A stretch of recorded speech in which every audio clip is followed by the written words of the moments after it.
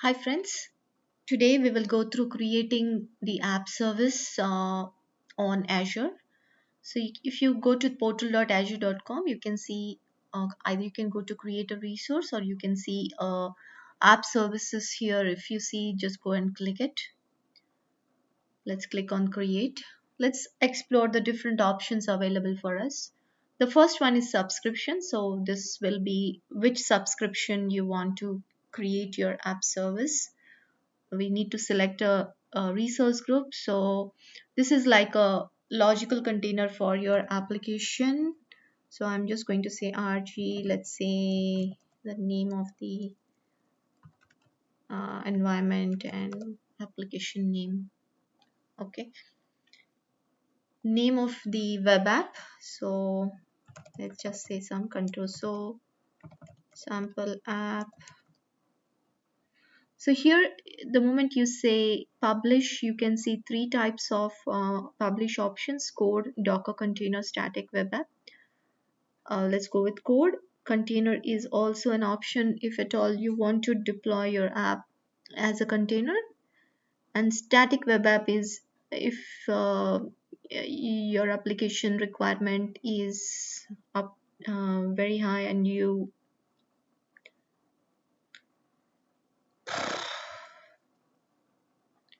so let's go with code. And depending on the runtime stack that we select, we can see that the operating system here is changing. So if I select ASP.NET version 4.8, you see that Windows is available. Linux is not. Obviously, we cannot deploy an ASP.NET 4.8 on Linux platform, right? Similarly, if I go select a Go, I'll not see Windows available. And maybe for a .NET 7, both are available. Okay, so I'm going to go with an application which is for Windows operating system. I need to select a region where my application is getting deployed, so I'll leave the default. Now here, this is the pricing plan, right? This determines the location, features and cost and compute resources associated with your app. So it's going to name the Windows ASP or the app service plan by default, depending on the resource group that you have created, but you can always go ahead and create a new one, right? So, and the next option is the pricing plan. So if you see here, if I click on explore pricing plans, you can see the different options available, the same thing which we discussed. So the first two options are multi-tenant options, which means that apps from multiple customers can also get deployed here. You get like a limited resource pool of your 1 hour per day and 4 hours per day. You have 1 GB memory and 1 GB storage. You cannot be scaling, and SLA is not mentioned here, which means that's really only suitable for dev or test environment. The first one is for free, and the second one is close to $9.49 per month. Okay, now the basic standard premium various versions V2 and V3 with P1 V2, P2 V2, P3 V2, similarly for premium V3. These are the dedicated compute options, which means that you will be getting a dedicated VM for these. In fact, if you go with the premium, you can also select redundancy, which means how many instances that you can have. Like, so for example, for premium V3, I can have maximum 30 instances uh, for this one, and it will start with a minimum 3 if you have enabled redundancy. But for free and shared, if you see here, you don't really have the option to scale or instances. And isolated is basically the dedicated the isolated is the uppermost or the most powerful plan, which is not just compute isolation but also network isolation. So if you see here, you have very high cores, 248 cores and 32 GB RAM, and this one's costing to $1,597 per month, and you can scale up to 1,000 instances, right? So depending on the the hardware that you like, you will go ahead and select an option. Let us say I select premium, right? I can go ahead and select zone redundancy. And as I mentioned to you, the moment you go to a standard or a basic, this option is not available. So this is available only for premium and isolated. And for premium, it will be basically the minimum app service plan is 3, and the maximum will be depending on the pricing plan that you have selected, right? So I'll just go for a shared one at the moment. So when I go and select deployment, I can see, do you want an continuous deployment using GitHub Actions? If the moment you enable, you can connect to your GitHub repo. I'll show that shortly in the next video. Uh, and same with the this is more of details, and this is like, you want to enable or disable that setting. The moment you enable this, a lot of these options get selected. So I could actually go ahead and select my organization and repo, and the moment there is a PR merge on that branch, and if the build is successful, the deployment is automated. So it's as simple as that. So in the networking, you can enable public access or disable it. So the moment you enable it, it means that any public network access is denied, and only the traffic which is coming from the private endpoints will be allowed. And network injection, basically this is available only for basic standard. This is more of network security. So leave that there. Do you want to enable monitoring? So application insights is similar to what you have Splunk and a logging source, persistent logging source where your application diagnostics get stored. So if you want to enable it, you can say a yes, but everything comes with a cost. So I'm going to say a no. You can give tags and you can go ahead and create. There is some form validation in deployment. I'm going to say disabled. I can go ahead and create.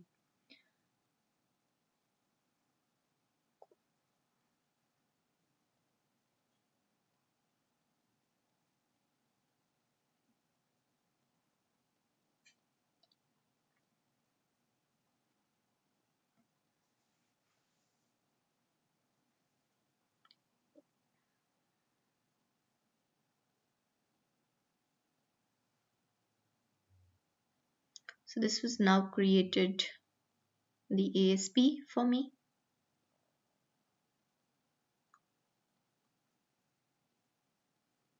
The resource group is created, and now the app service is created. So I'll go to the resource.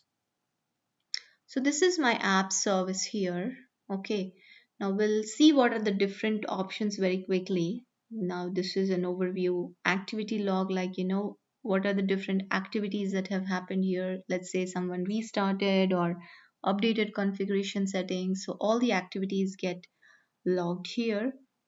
The access control says what level of access does a different resource have on this particular Azure App Service. Minded, this is not a functional role or a role within your app, but this is the access to this resource deployed on Azure.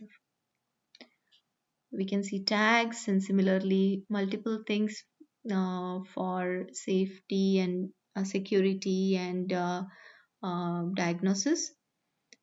Deployment is a tag. Basically, these sections will be used when we automate the deployment either from Visual Studio or through GitHub Actions. So things like that, when we do a deployment, the details will start coming in the deployment center. Even FTPS, if you have enabled, so that also comes in under this section. So now when we go to configuration, this is a very important concept here. So you can see here application settings. So here whatever application config settings you have, for example, if it's an ASP.NET application, everything within the app settings section and web.config, you can add it here. So whatever you add here will be taken precedence over the values present in your web.config. So if you are running it locally, maybe you can have the values in web.config, but when you deploy to Azure, it's better you create an app setting here and the value comes, let us say, from the Azure Key Vault, right? Connection strings, again, this is the connection strings tag section within your web.config. You can add a new connection string, and depending on the type of database, you can basically see that the tag is created. Now, let's say I just add a sample connection app setting.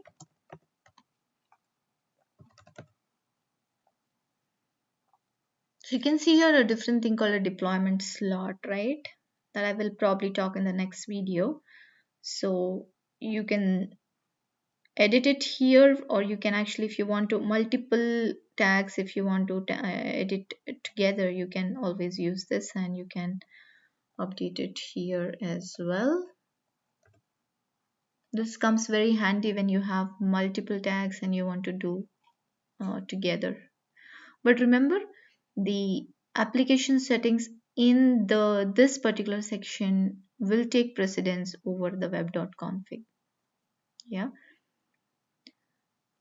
And then we also have general settings here. This is important because most of the common settings for your application you can see here, right? So the stack settings is nothing but, the software stack that you are using to run the application, which includes the language, the SDK versions for basically the Linux apps and uh, container apps. You will also get an option to set up a optional startup command here. So those are the software related or stack related settings, right? Then you also see platform settings here, basically whether you want to have a 32-bit platform or a 64-bit. Do you want to use a classic or an integrated pipeline? So if you have a legacy app that's using an older version of IIS, better to go for classic mode. Then FTP state, again, if you want to enable FTP deployments, then you want to use FTP or only FTP secure, or all you just want to disable this. HTTP version, uh, again, basically, if you want to support HTTPS or 2 protocol, we generally set it to 2.0. For Signal or socket.io programming, we will need to enable WebSockets. Again, always on, we generally set it to on so that your app is, does not idle out due to inactivity, and it's kind of always on even if there is no traffic, right? HTTPS only, if you want to enable only HTTPS traffic, you do this. Minimum TLS version, again, we generally go for the 1.2 for depending on your application, you can go lesser. If you want to enable remote debugging, you need to turn this on, and you also have an option to select the incoming client certificates if you want to ensure that your access to your app is restricted by the availability of certificate or things like that. Yeah. So if you don't have any client authentication, we can um, ignore this setting as well. So there are multiple things like, how the scaling happens and how basically you can set up a custom domain. I'll do a few videos around this as well. And coming to the topic of, if you can change the app service plan here. So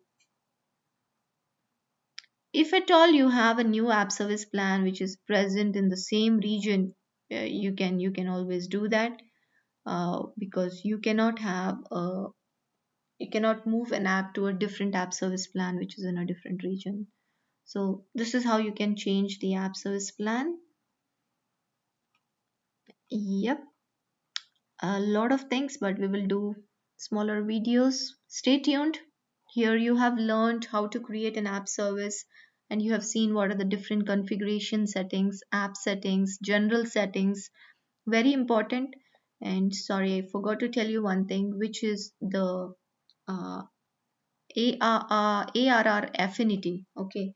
Now, what happens is if you select kind of multi-instance app, right? So there could be a possibility that whenever a new request is coming, it could go to a new instance. But if you want the client to be routed to the same instance for the life of the session, you need to enable this uh, option. But if your application is a stateless app, then you can turn this off and improve the performance so that you are not restricting the uh, session to be coming to the same instance.